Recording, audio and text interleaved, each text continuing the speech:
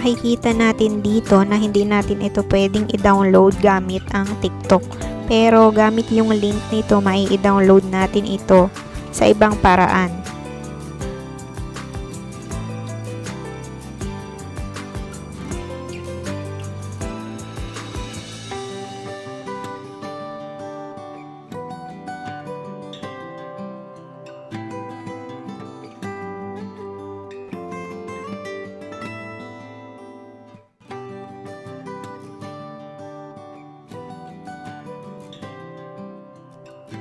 At ito na nga po yung video na ating ida-download. Hintayin lang natin. So, open.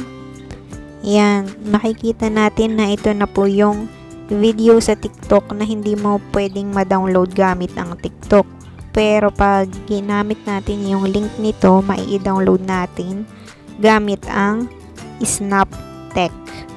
So, ito na nga po, makikita nyo na walang logo ng TikTok or watermark.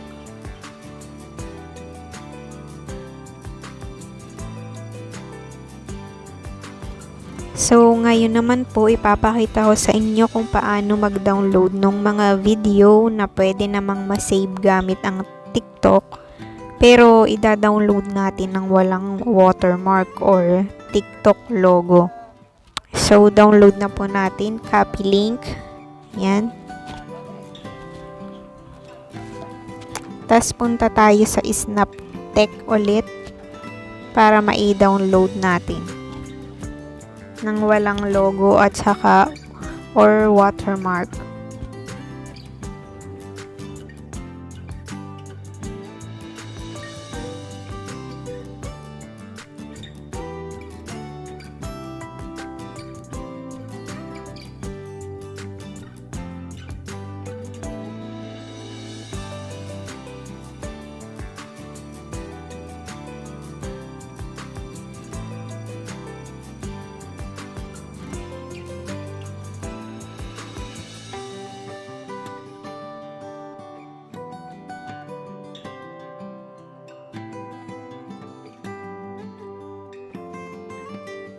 Ito na nga po yung ating video na dinownload gamit yung link.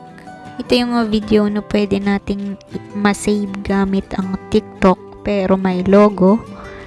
Pero ginamit natin yung SnapTech kaya walang logo or watermark ng TikTok.